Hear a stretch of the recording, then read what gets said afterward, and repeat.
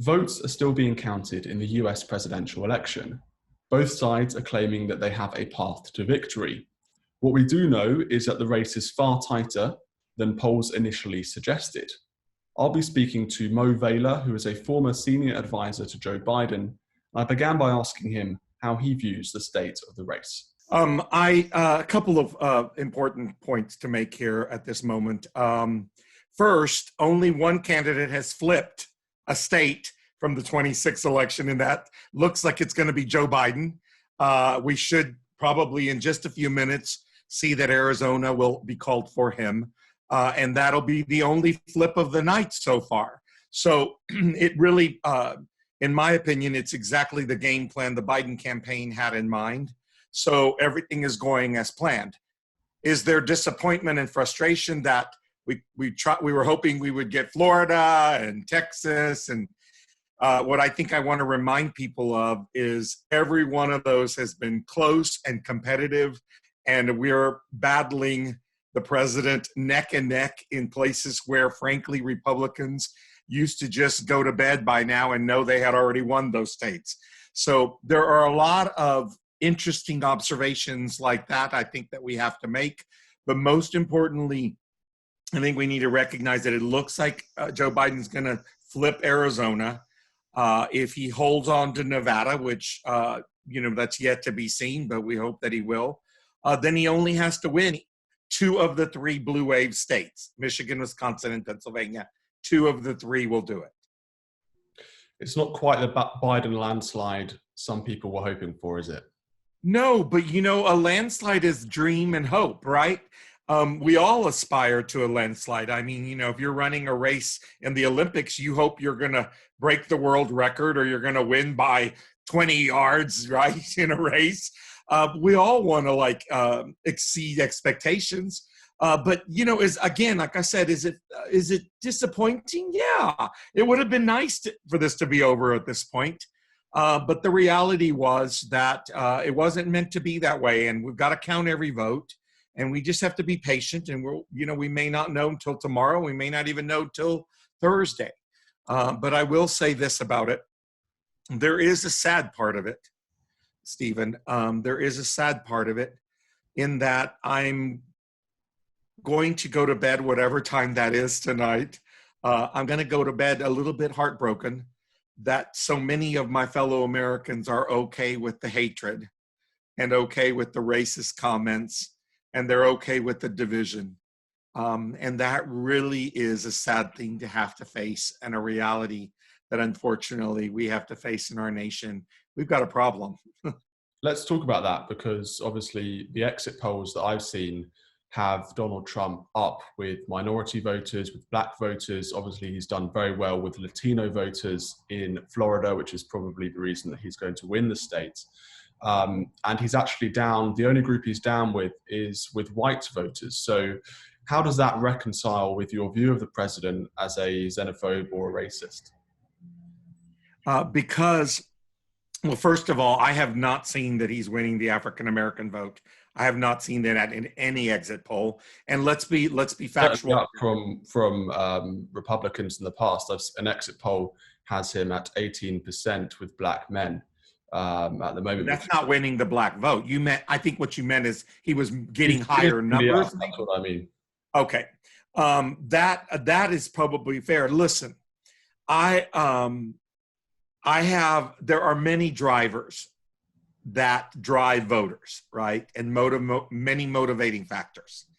For the Latinos in Florida and any other Latinos, I happen to be a Latino. I was senior advisor on Latino affairs to 2 vice presidents of the United States, Al Gore and Joe Biden.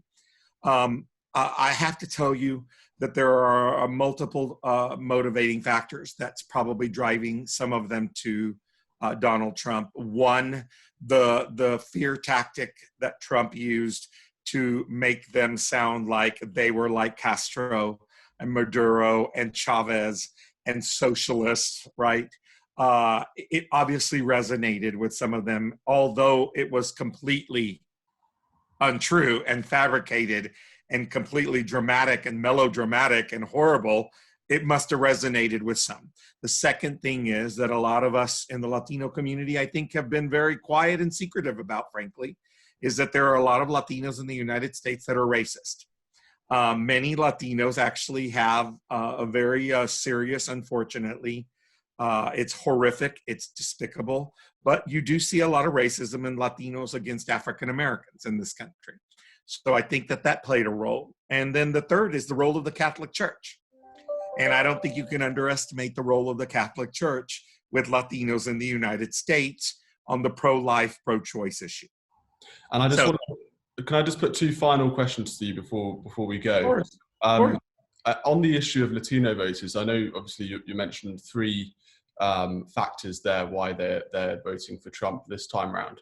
Mm-hmm. Do you think that, you know, calling them racist, or many of them racist, is perhaps part of the reason why they are voting for Donald Trump? And I do notice there that you don't mention, for example, the Democrats' rhetoric on defunding the police, which is what some people are saying led to a lot of Latino voters voting for Trump this time around. So perhaps it's sort of this attitude where you see them as racist or whatever, that they feel, well, actually, maybe we should vote for Donald Trump and not the Democrats this time around.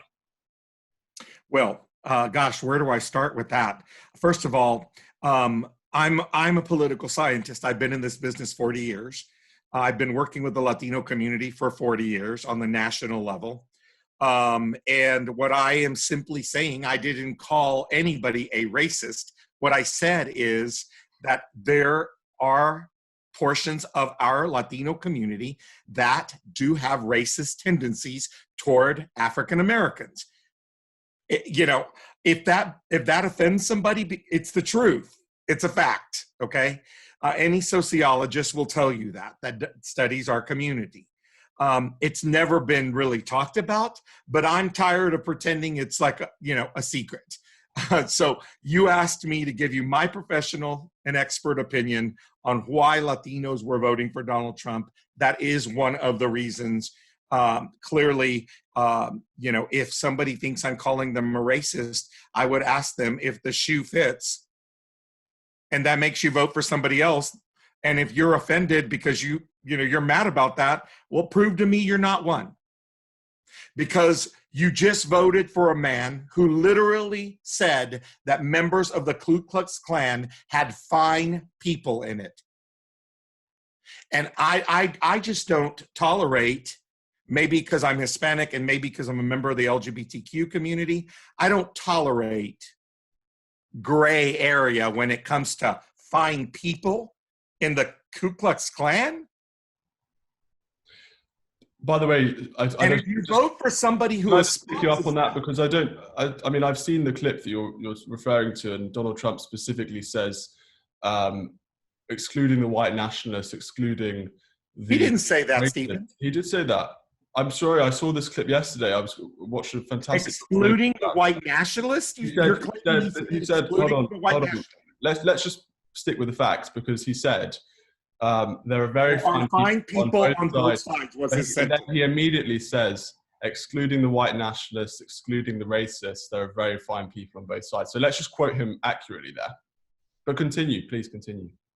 Well, if you want to spend the time talking, if you're claiming... I don't. I'm just trying to correct the record. No, that's fine. But if you want to claim that Donald Trump is not racist, we can talk about that for an hour. I'm not saying that. I'm just trying to make sure we get our facts right. That's all. Well, I'm here to tell you as an American, right, that I have watched, heard, and seen this gentleman.